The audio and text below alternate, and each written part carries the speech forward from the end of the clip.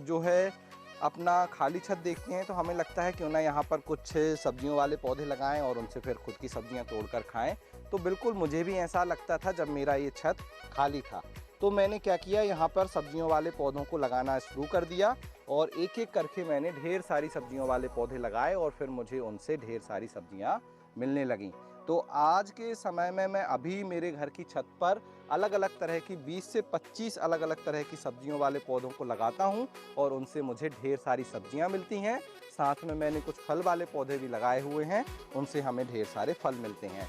जैसे आप यहाँ देख रहे हैं तो ये पाइनएप्पल लगा हुआ है, इस तरफ आप देख रहे हैं तो ये ड्रैगन फ्रूट लगे हुए हैं और अब ड्रैगन फ्रूट में फूल भी आ रहे हैं, साथ में इसमें ड्रैगन फ्रूट बन भी रहे हैं। तो चलिए जानते हैं घर की छत पर जो है सब्जियां कैसे उगाई जाती हैं। तो सबसे पहला काम है आपको देखना है जो आपकी घर की छत है उस पर धूप कहाँ कहाँ आती है। तो देखिए जहाँ दिन में ज़्यादा से ज़्यादा 6 से 8 घंटे धूप आती हो वह जगह आपको सिलेक्ट करनी है सब्जियों वाले पौधों के लिए। जैसे आप देख रहे हैं हमने यहाँ पर ये टमाटर के पौधे लगा रखे हैं। इन टमाटर के पौधों को हमने ऐसी जगह पर रखा है जहाँ फुल सनलाइट आता है। ये हमारा खाली छत है, यहाँ पे बीच में हमने ये जो है ग्रो बैग रखे हुए हैं और टमाटर के पौधे लगा दिए हैं। सब्जियों वाले पौधों को मिनिमम 6 से 8 घंटे की जो है सनलाइट की ज़रूरत होती है, इसलिए धूप का ध्यान रखें। अगर प्रॉपर सनलाइट नहीं मिलेगा तो आपकी सारी मेहनत बेकार हो सकती है, आपको उसमें सही रिजल्ट नहीं मिलेगा। दूसरा काम है जब आपने जगह को सिलेक्ट कर लिया फिर आपको उस जगह में जो रखने के लिए चाहिए वो ग्रो बैग या गमले चाहिए जिसमें आप सब्जियों वाले पौधे लगाएंगे। तो मैं इस्तेमाल करता हूँ इस तरह से ग्रो बैग, ये HDP ग्रो बैग होते हैं। जैसे ये ग्रो बैग 12 बाई 12 इंच का है। ये जो ग्रो बैग है वो मिल जाएगा आपको वेबसाइट organicbazaar.net पर, यहाँ से आप इसे खरीद सकते हैं। और इस 12 बाई 12 इंच के ग्रो बैग में हम जैसे मैंने टमाटर के पौधे लगा रखे हैं, टमाटर, बैगन, मिर्च, गोभी और भी दूसरे जो सब्जियां हैं वो आप लगा सकते हैं। केवल बेल वाली सब्जियां इसमें नहीं लगाई जाती, बाकी सभी सब्जियां इसमें लग जाती हैं। तो इस तरह से आप जो है ग्रो बैग या गमले ले लीजिए। पहले देख लीजिए आपको कौन कौन सी सब्जी लगानी है। जैसे टमाटर, मिर्च, बैगन के लिए 12 बाई 12 इंच।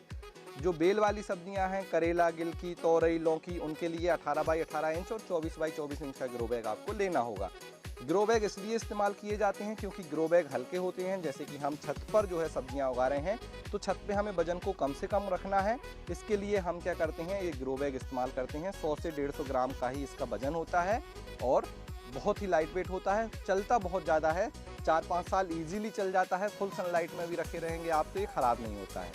तो ग्रो बैग आपने ले लिए। अब ग्रो बैग में भरने के लिए हमें बनानी होगी मिट्टी।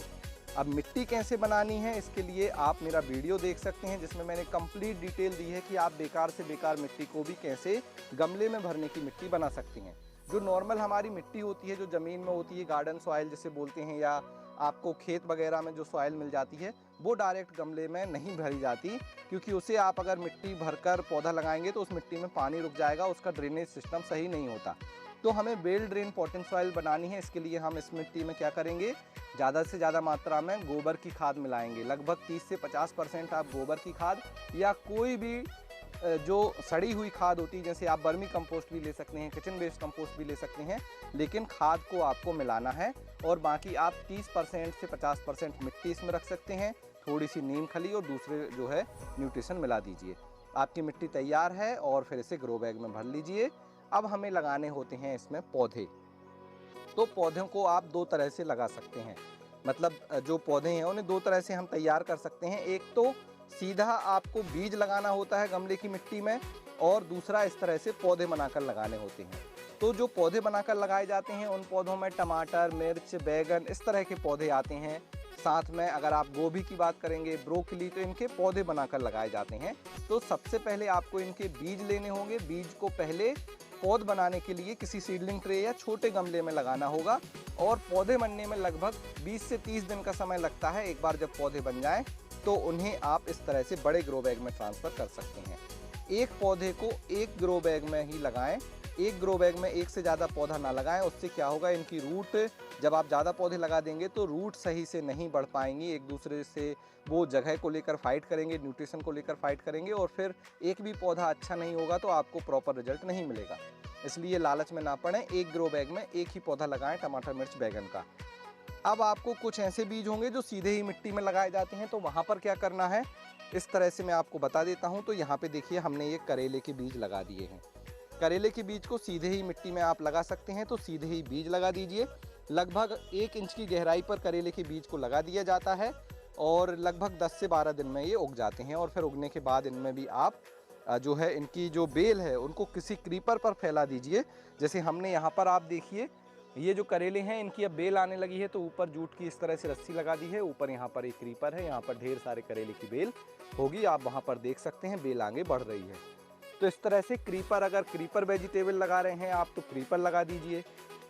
अगर आपने इस तरह से बैंगन लगा रखा है, टमाटर लगा रखे हैं, तो आप इस तरह से जो देखिए बांस की लकड़ी लगा सकते हैं, जिससे बैंगन की स्टेम को सहारा हम दे देंगे। अब जो है इस तरह के जब आप पौधे लगा लें तो उनमें 15 से 20 दिन में एक बार आपको खाद देनी होगी। खाद में कौन सी खाद इस्तेमाल कीजिए? वर्मी कंपोस्ट बहुत अच्छी होती है। इसके अलावा ढेर सारी खाद आती हैं, जैसे कि आप गोबर की खाद, वर्मी कंपोस्ट, सरसों की खली, बोन मील, ऑर्गेनिक पोटास, बहुत सारी डिफरेंट खाद हैं। तो आप ऐसी खाद इस्तेमाल कीजिए जिसमें न्यूट्रिशन की मात्रा उतनी हो जो हमारे पौधे को ज़रूरी होती है। मैं ज़्यादातर गोबर की खाद और वर्मी कंपोस्ट का इस्तेमाल करता हूँ। मिट्टी बनाते समय बोन मील भी मैं उसमें डालता हूँ। तो इस तरह की खाद का आप इस्तेमाल कर सकते हैं। इसके बाद आपको क्या करना है, जब पौधे बड़े होने लगें तो देखना है कि उनमें कोई बीमारियाँ तो नहीं आ रही हैं। इसके लिए आप पौधे के पास जाइए, उसकी पत्ती को इस तरह से उल्टा करके देखिए, आपको देखने में लगेगा अगर यहाँ वाइट फ्लाई या ग्रीन फ्लाई हैं तो वो दिख जाएंगी। इस तरह से चेक करते रहिए। अगर कोई फ्लाई का अटैक दिख रहा है तो आप इसमें नीम ऑयल का स्प्रे कर दीजिए, तो वो चले जाएंगे। इसके बाद कुछ पत्तियाँ ख़राब होंगी, सूखेंगी या रोगग्रस्त हो जाएंगी, पीली पड़ जाएंगी, तो आप उन्हें इस तरह से तोड़कर हटाते जाइए और इनका इस्तेमाल आप कंपोस्ट बिन में भी कर सकते हैं। इस तरह से आपके पौधे बड़े होने लगेंगे, फिर उनमें आने लगेंगे फूल। जब पौधों में फूल आते हैं तो कुछ पौधे ऐसे होते हैं जिसमें मेल और फीमेल फूल अलग अलग आते हैं। जैसे आप ये लौकी देख रहे हैं, इसमें ये जो फूल खिला हुआ है ये फीमेल फूल है और इसमें मेल फूल अलग आते हैं। तो इस तरह से जो फीमेल फूल और मेल फूल है इन्हें आपको पॉलिनेट करना होगा। आप हैंड पॉलिनेट कर सकते हैं और फिर जब वो पॉलिनेट हो जाएंगे तो इस तरह से आपको मिलेंगी ढेर सारी सब्जियां। कुछ ऐसे पौधे होते हैं जो सेल्फ पॉलिनेट होते हैं, मतलब उनमें पॉलिनेशन की प्रॉब्लम नहीं होती, तो उन्हें आप सीधे ही वो पॉलिनेट हो जाएंगे और वहाँ पर अलग से पॉलिनेशन करने की ज़रूरत नहीं होती है। तो ये कुछ तरीके हैं जिसकी मदद से जो है आप अपनी घर की छत पर जो है अपनी खुद की सब्जियां उगा सकते हैं।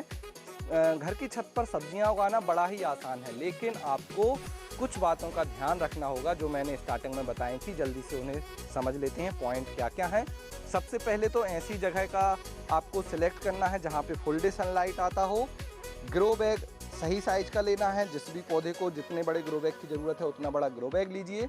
ग्रो बैग में मिट्टी अच्छे से बनाकर भरिए, पौधा अच्छे से लगाइए, बीज अच्छी क्वालिटी के इस्तेमाल कीजिए, प्रॉपर तरीके से उसे सहारा दीजिए। 15 से 20 दिन में एक बार ऑर्गेनिक खाद का इस्तेमाल कीजिए और कीड़े मकोड़ों से बचाने के लिए नीम तेल का स्प्रे कीजिए। ये कुछ सावधानियां रखेंगे तो आपको बहुत जल्दी आपके छत से ही ढेर सारी सब्जियां मिलने लगेंगी और फिर आपको बाजार से महंगी सब्जियां खरीदने की ज़रूरत नहीं होगी। तो ये जो जानकारी थी वो आपको कैसी लगी ज़रूर बताएं। अगर आपका कोई डाउट है, कोई सवाल है छत पर सब्जियां जो